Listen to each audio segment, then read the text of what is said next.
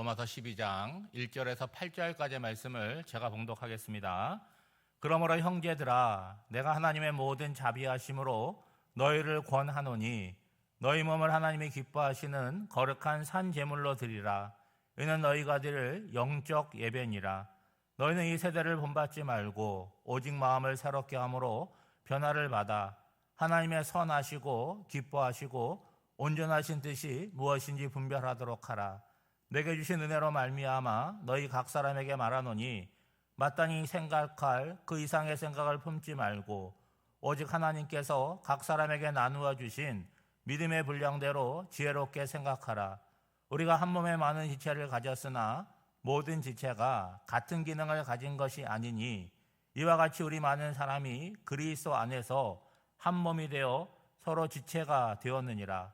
우리에게 주신 은혜대로 받은 은사가 각각 다르니 혹 예언이면 믿음의 분수대로, 혹 섬기는 일이면 섬기는 일로, 혹 가르치는 자면 가르치는 일로, 혹 위로하는 자면 위로하는 일로, 구제하는 자는 성실함으로, 다스리는 자는 부지런함으로, 긍휼을 베푸는 자는 즐거움으로 할 것이니라. 아멘.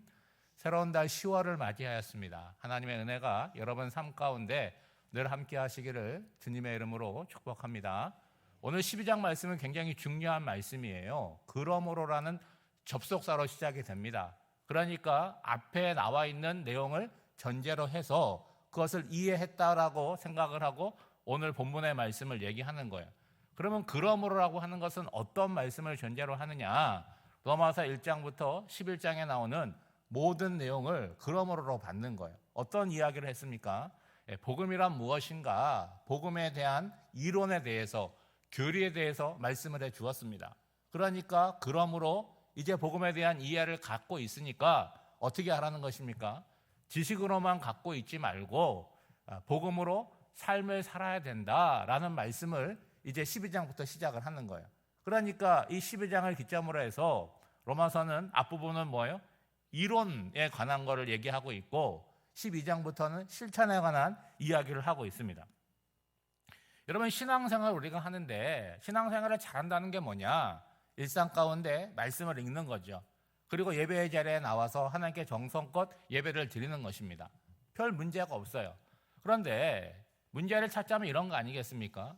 말씀을 읽는다는 것, 그리고 예배를 통해서 말씀을 듣는다라고 하는 것, 말씀을 깨닫고 말씀에 대한 지식을 쌓아가는데 거기서 그쳐서는 안 된다는 거죠. 그러니까 말씀을 많이 알아서 뭐가 옳고 그른지 바른 소리는 얼마든지 할 수 있지만 그것이 구체적인 삶의 실천으로 이어지지 않는다면 어떻게 되겠습니까? 말밖에 없는 사람이 된다는 거예요.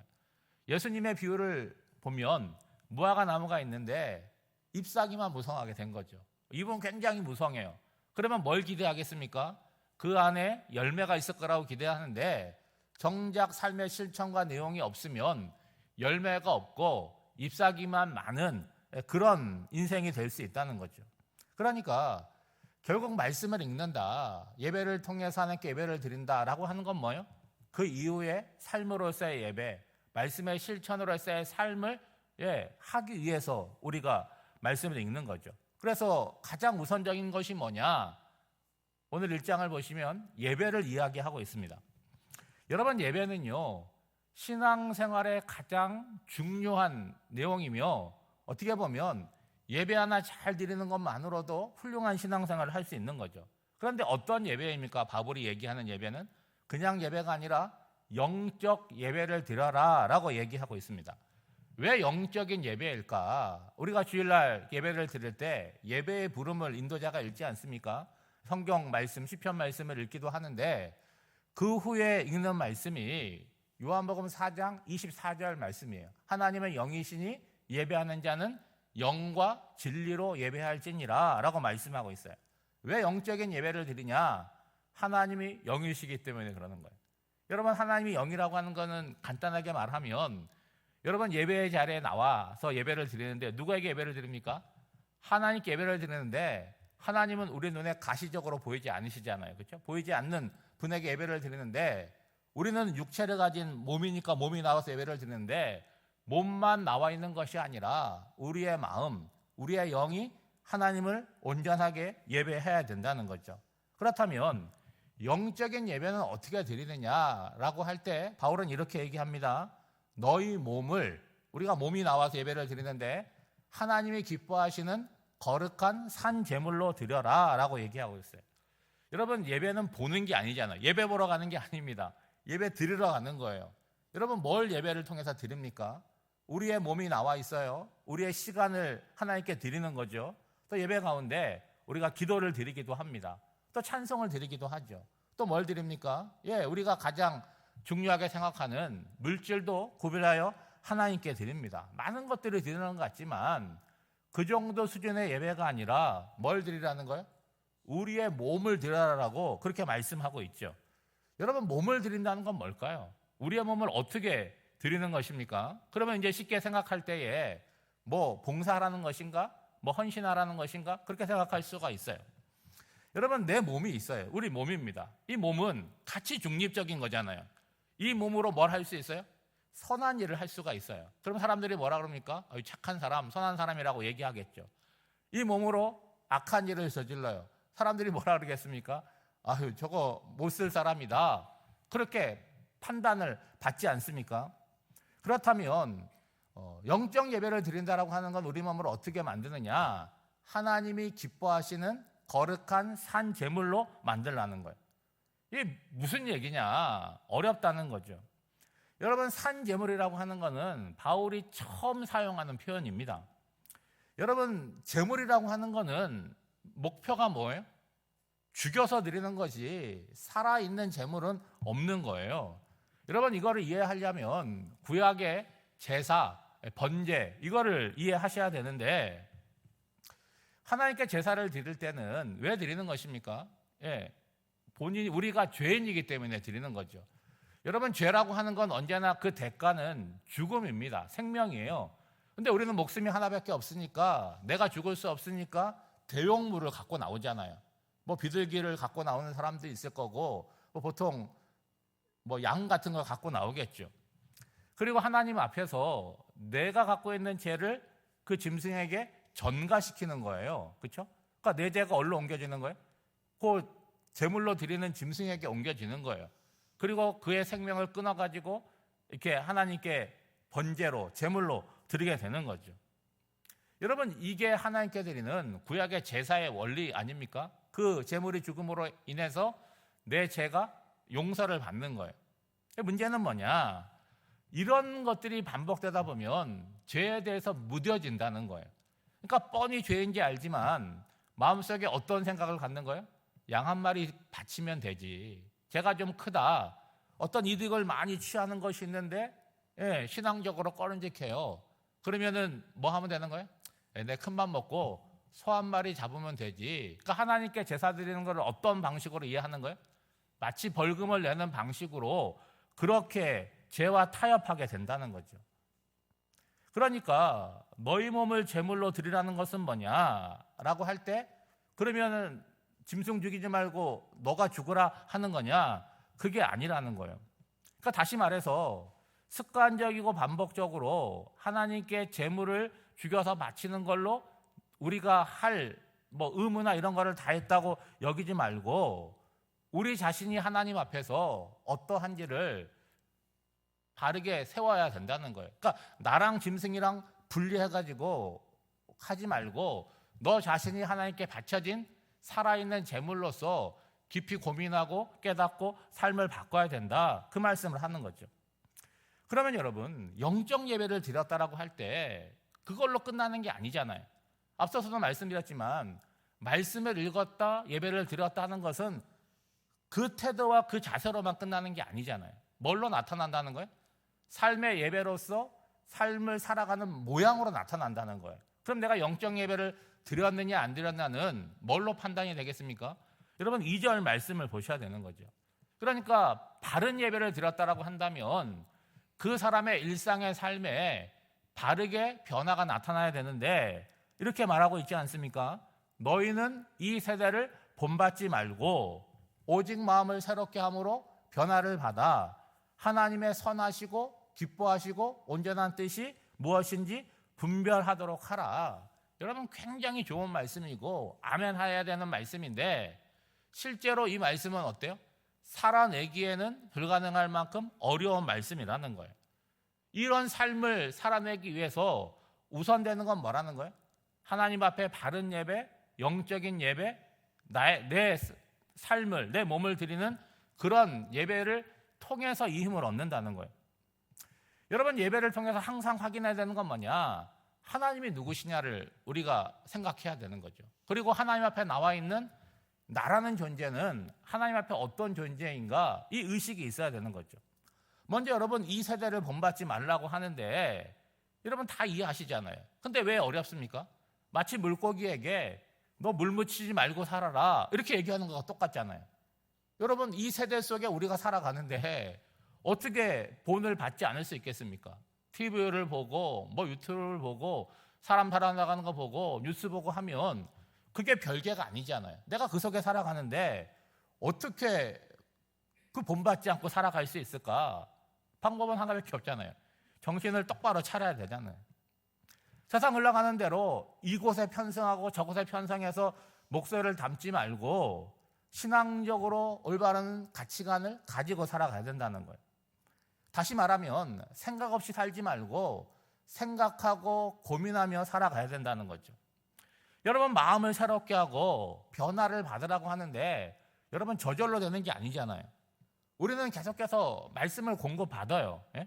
말씀을 공급받고 그 말씀을 묵상합니다. 그리고 이렇게 나와서 기도하지 않습니까? 근데 이게 다 별개로 그친다고 해보세요. 말씀은 말씀 읽는 거로 그쳐서 오늘 성경 10장 읽었다, 오늘 새벽기도 갔다 왔다, 이걸로 분절로 그쳐버리면 의미가 없잖아요. 오늘 여러분의 삶을 살아갈 때 오늘 들었던 말씀을 기억하며 내 삶이 통제돼야 되지 않겠습니까? 내 본래적인 성품으로는 이렇게 살아가는데 오늘 한 날을 시작하며 기도하며 시작했으니까 그 기도의 능력이 오늘 나의 삶을 인도하는 그 능력으로 나타나야 된다는 거예요. 그러니까 세상이 흘러가는 대로 이렇게 목소리에 참여하는 자가 아니라 우리는 말씀을 듣는 자니까, 말씀을 읽는 자니까 하나님의 뜻을 어떻게 하는 거예요? 분별하고 그리고 이루어 가려고 애를 써야 되는 거죠. 다시 말하면 세상에 대한 인식 그리고 마음의 소원이 세상 사람들과는 다르게 형성이 돼야 된다는 거예요. 여러분, 이러한 사람들이 모인 곳이 어디입니까? 바로 신앙공동체인 교회라는 거예요. 우리가 함께 모여있지만 어떤 사람은 이 부분에 있어서 좀 앞에 가는 사람이 있잖아요. 어떤 부분은 아직 초보에 있는 사람들이 있지 않습니까? 그렇지만 중요한 건 뭐예요? 나 자신이라는 거예요. 나 자신은 지금 어떻게 변화되고 있고 어디쯤 가고 있느냐 하는 거죠. 내가 변화되는 건 나에게도 유익이 되지만 나의 변화는 또 누구에게 유익이 되는 거예요? 공동체에 유익이 된다는 거죠. 여러분, 5절 말씀해 보면 이와 같이 우리 많은 사람이 그리스도 안에서 한 몸이 되어 서로 지체가 되었느니라. 중요한 말씀입니다. 여러분, 예수님께서는 머리가 되시고 교회는 예수님의 몸이 되고 우리는 그 지체가 되잖아요. 여러분, 한 몸이라고 하는 것은 뭡니까? 서로 일치를 이루고 서로 연결되어 있음을 이야기하는 거잖아요. 그러니까 우리가 함께 신앙생활을 하는데 누구는 옳고 누구는 틀렸다 그 판단을 할 수 있지만 한 몸인데 어떻게 하나는 틀리고 하나는 맞을 수가 있겠습니까? 예? 아직 못 쫓아온 거죠. 그러니까 판단하는 잣대로 사용하는 것이 아니라 함께 격려해서 한 몸을 이루는 그 단계로 나아가야 되는 거예요.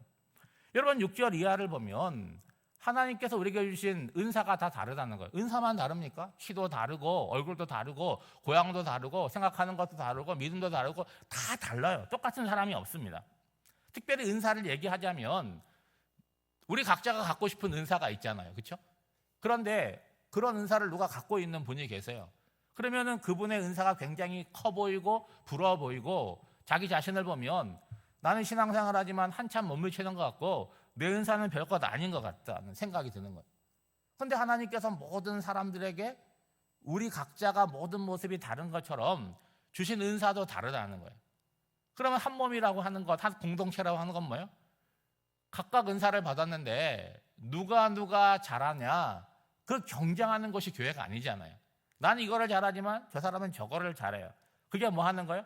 함께 조화를 이어서 저 사람의 은사가 나에게 유익이 되고 나의 은사가 저 사람에게 유익이 되는 거지, 어느 은사가 더 좋고 어느 은사가 더 크냐, 그것이 아니라는 거예요.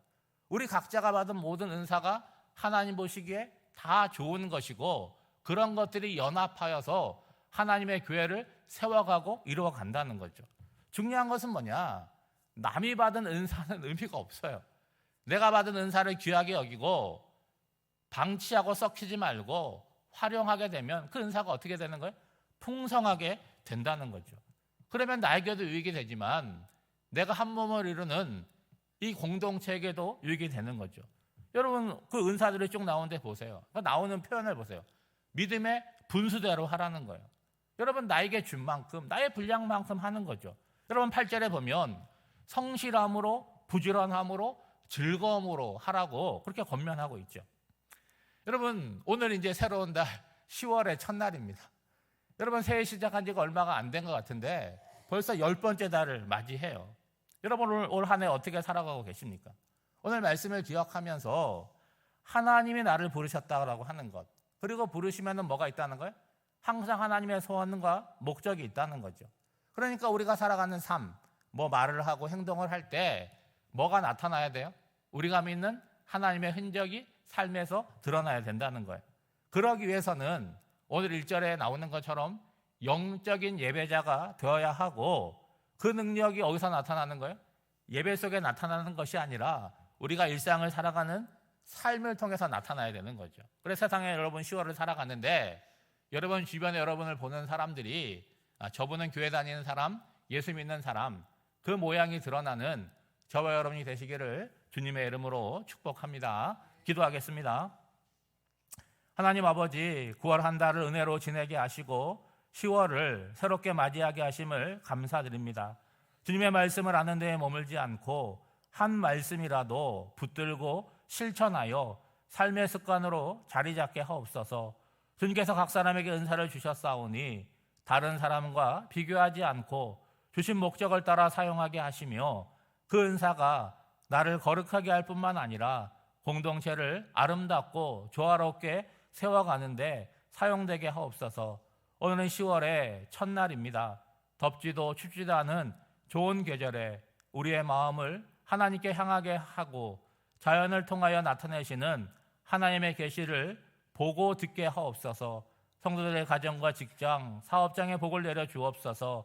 가정이 복음화되고 삶에 필요한 것들이 적절하게 공급되게 하옵소서. 성도들의 간구에 하나님의 응답하심이 나타나게 하시고 10월에 교회가 행하는 모든 일들 가운데 하나님의 손이 함께하사 은혜가 넘치게 하옵소서. 오늘도 새로운 한 달을 시작하며 주의 전에 나와 간절히 기도하는 성도들의 기도에 하나님 귀 기울여 주시고 저들의 삶에 가장 좋은 것으로, 선한 것으로 응답해 주실 줄 믿사오며 만복의 근원이 되시는 예수님의 이름으로 기도하옵나이다. 아멘.